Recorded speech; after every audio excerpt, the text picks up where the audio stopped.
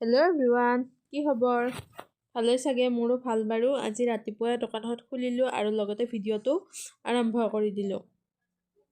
মোৰ যিহেতু বহুত গা বেয়া, অলপ মই ৰ'দৰ ফালে আহিলোঁ দোকানখন খুলি থৈ আৰু তাৰপিছত বা এগৰাকী অহা কথা আছিল। বাজনী আহিল, চুলি ষ্ট্ৰেট কৰিবৰ কাৰণে আহিল আৰু বাজনী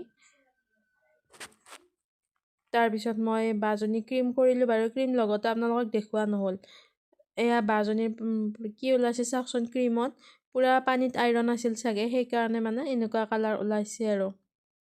তাৰপিছত মই এতিয়া চুলিখিনি শুকালোঁ, শুকাই মই এতিয়া ৰেডি কৰিছোঁ আইৰনিঙৰ কাৰণে। এতিয়া মই আইৰনিং কৰিম। আইৰনিং কৰিলোঁ, জানে নহয় লাইনৰ যি প্ৰব্লেম, সেই লাইনৰ প্ৰব্লেমৰ কাৰণে এতিয়া মই বহি আছোঁ। তাৰপিছত লাইন আহিল, আকৌ মই আইৰনিং কমপ্লিট কৰি মই আকৌ নিউট্ৰিলাইজাৰ লগাবৰ কাৰণে আৰম্ভ কৰিলোঁ। এয়া মই নিউট্ৰিলাইজাৰ লগাই আছোঁ। তাৰপিছত এইটো ফাইনেল লুক, কিন্তু লাইন নাই কাৰণে গোটেইখিনি চুলি আকৌ শুকাব পৰা নাই, 100% শুকাব নোৱাৰিলোঁ। সেইকাৰণে আৰু যিখিনি পাৰা হ'ল সেইখিনিয়ে শুকালোঁ আৰু শুকাই মেলি মই বাক পঠালোঁ। বা যোৱাৰ পিছত ইমান ঠাণ্ডা পৰিছে, তাৰপিছত মই আকৌ আহিলোঁ অলপ জোৰ ওচৰত, অলপ তাপ ল'লোঁ। তাৰপিছত আকৌ দোকানত আহিলোঁ আৰু লগতে আজি ভিডিঅ'টো ইমানতে, বাই বাই।